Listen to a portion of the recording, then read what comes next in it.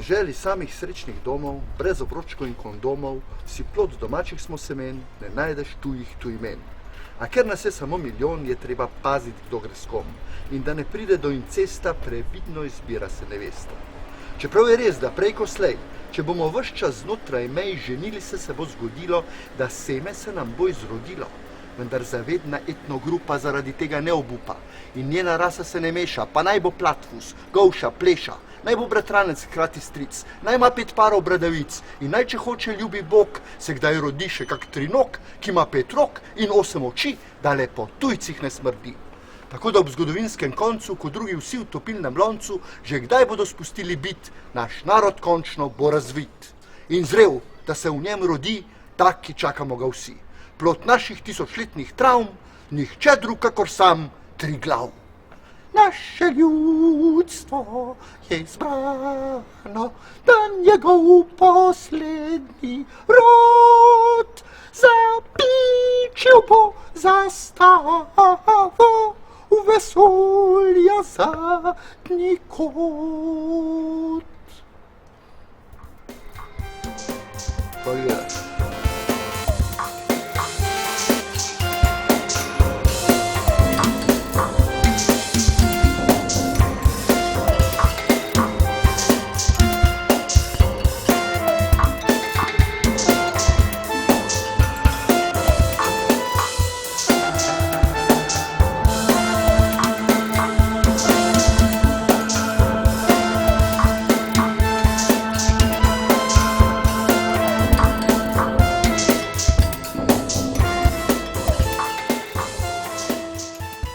Tu je neokrnjena narava in zelo malo signala.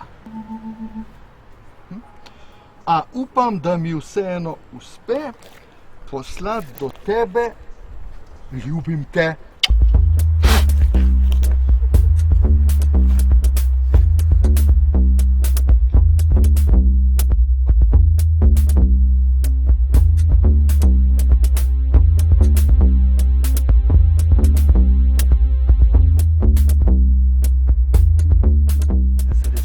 So zelo fajn za predstavljati v sodoben čas, ker imaš zgodbo že narejeno, ti moraš samo zdaj to aktualizirati. Ne? Sem začel to lepo video predstavljati v sodoben čas in sem prišel že do skoraj polovice približno, ko sem ugotovil, da je to pa ena zelo žalostna zgodba. Ne? Na en vroč dan v avgustu lepa Vida v Trst je šla. Poplenice za otroka in tablete za moža. In ko je vse to kupila, si je v parku odpočila. Tam naenkrat k njeni klopi temnopolti mož pristopi, v čedni obleki in s kravato, s sponko diamantno zlato. Reče Vidi: dovolite, da medtem ko tu sedite, vam predstavim naš program preko morskih potovanj.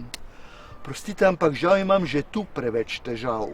Dahne Vida, mož pa gleda temne podočnjake in bleda lica trudne lepotice, ki ob sebi ima plenice.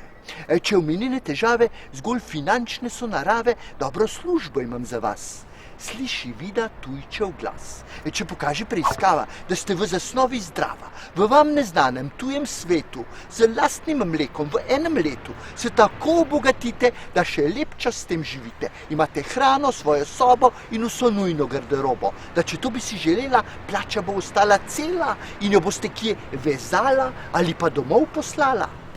Vida nič ne premišljuje, ker doma je vedno huje, dete joče noč in dan, mož brez službe in bolan, je ostal še brez podpore, ona tega več ne zmore in se hipoma odloči. Le do bližnje pošte skoči, da plenice in zdravila bosta jutri že dobila. Na kar cel mesec dolgih dni otroka tujega doji, trpi, se v spanju preobrača, dokler ne pride prva plača. Vsa polna silnega nemira takoj domov telefonira, a telefon prav neprijazno nenehoma zvoni v prazno. Mobilna linija moža pa kot da drugega ne zna in Vido venomer poziva: številka je nedosegljiva, prosim pokličite pozneje. Srce ji bije vse močneje, na kar priklicati uspe sosede in se takoj zatem sesede. ker kar izve je res grozljivo, hkrati krvavo in ganljivo. Zato za podrobnejši opis vzemite v roke časopis.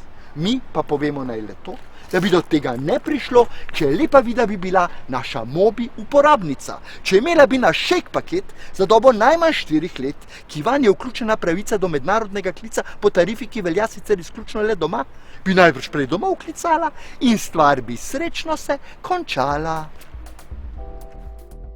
Ta Lepa Vida je pa, ona je pa kriva za smrt svojega otroka, ne? To je čisto nekaj, bi rekel, je pa res nekaj takega tragičnega, bi rekel, ki je zelo bliz realnemu življenju. In je to nekaj, iz česar se jaz nekako pri svojih letih ne znam več norca delati, ne. In nisem vedel, kaj s tem narediti, ker sem imel pesmi že narejene, ne. Ker ne znam pa delati tudi tragičnih pesmi, ki sploh ne znam delati, ne. Se mi zdelo, da moram narediti nekaj, da imam malo nekaj veselega tona v sebi. No, na kar sem se potem spomnil ene take fintice, da sem ta konc drugače zasukal.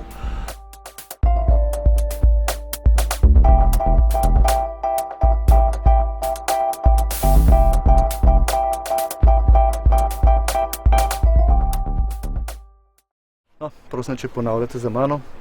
Jezik naš, ki si nam v mislih, za vse na svetu daj nam svoje ime, bodi še naprej naše kraljestvo in nam daj, da mislimo po tvojih zakonih, kakor na samem, tako tudi javno. Daj nam danes naše vsakdanje zgodbe in odpusti nam naše napake, kot jih tudi mi odpuščamo svojim sogovornikom, in ne preženi nas v angleščino, ampak nam omogoči čim več dobrega. Meni se zdi tako pomemben, da je tudi v poeziji, sploh tudi v pesmih, ki se rimajo, da je tisti jezik čim bolj naraven, da si besede sledijo tako, kot si sledijo v navadnih stavkih, ne.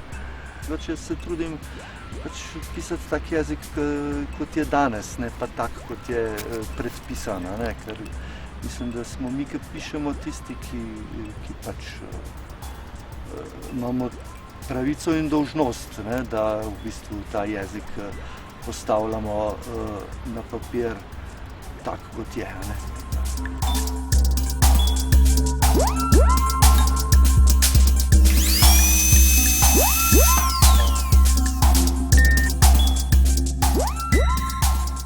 Tem, ki dajo kaj na jezik in na sebe, se tudi, ko jim je vseeno, ne. Vse, kar gre nam na, to gre njim v nos, ko smo mi v, oni težavam niso kos, ko pa moramo mi zaklet, njim zmanjka besed, ker jezik se ohranja in krepi, tako da pravopisno se molči.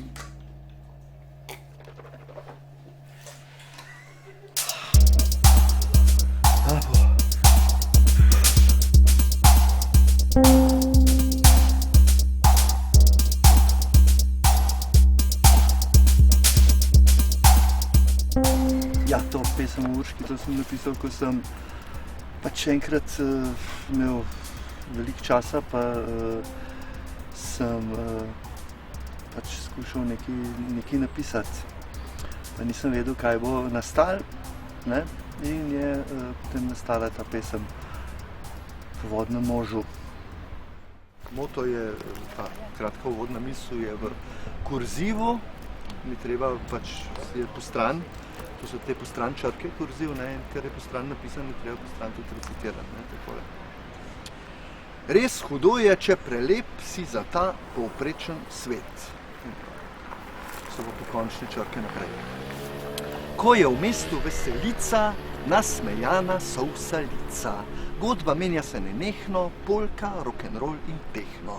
Vse se plete, vse se zvija, vse bolj raste euforija, moški, ženske, stari, mladi, vsi se imajo strašno radi. V celem mestu eno samo bitje izgleda kot bolano. To je Urška lepotica, ki prav kislega je lica. Bolj ko gledate ljudi, bolj je jasno, da ga ni, tipa, ki bi bil dost lep, da bi šla se z njim vrtet. In ko se ob polnoči vse še kar brez nje vrti, grabit jo začne obup. Kar zasliši čuden hrup, vse glasneje in vse bliže, da preupije mile viže, ko iz temnega obzorja ustane bleda luč motorja. Luč počasi, kot da išče tava tja, kjer je plesišče. Spremlja pa jo takšen zvok, da vse pade godcem z rok, saj rokni in ropota, kot iz drugega sveta, dokler končno ne ustavi, se ob Urškini postavi. Urško, ko ob njej parkira, kar potrese od nemira, hrup pa utihne, luč se utrne in iz silhuete črne ustane tip visok, koščen, lep kot kakšen maneken. Ko pa še čelado sname, zdi se, da je iz reklame. Urška srepo bulji van, kot bi bil pred njo ekran, tip pa reče: "Živjo mala, a bi mečken zaplesala?" In ker godba kar molči, tipček jezno zakriči: "No kaj je bend, a bo že kaj? Eno hitro zaigrej." Končno mene vreden tip, dahne Urška in čez hip vse v ljubezni zagori, da ji plamen iz oči švigne s tako energijo, da prisotni onemijo, češ kako je to mogoče, da ni tipu v ksiht nič vroče.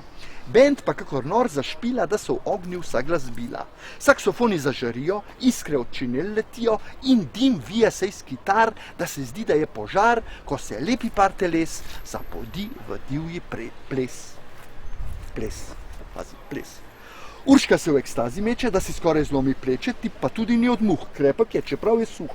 In obvlada rock'n'roll Urško gor dol, naokol suče, Bog ga nima rad, kot najboljši akrobat. In ker ve, da tip je pravi, Urška nikdar se ne ustavi, vse dokler ne pride ura, ko je končno konec žura. Takrat reče Urška Zala: "Strašno dobro so plesala, skoraj več ne čutim nog. Daj, zapelji me en krog." Tipček najprej hladno plune, velik kos žvečilne gume, ter za kurbla stisne plin, Urška, ki sedi za njim, pa ljubeče se oklene, hladne, črne in koščene so plesalčeve postave in že planeta v daljave. A že popoldne se razve, da kjer most čez Savo gre, neurejene so bankine in asfaltne izbokline ter pretirana hitrost bili vzrok, da je zgrešil most.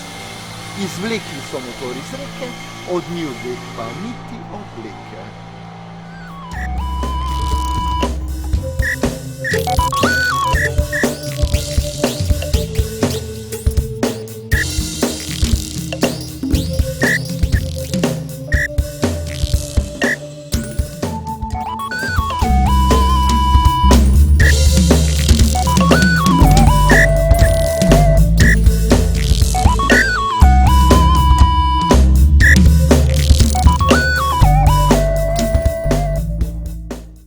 Nekoč je tot vodila pot, a zdaj stoji mogočen plot.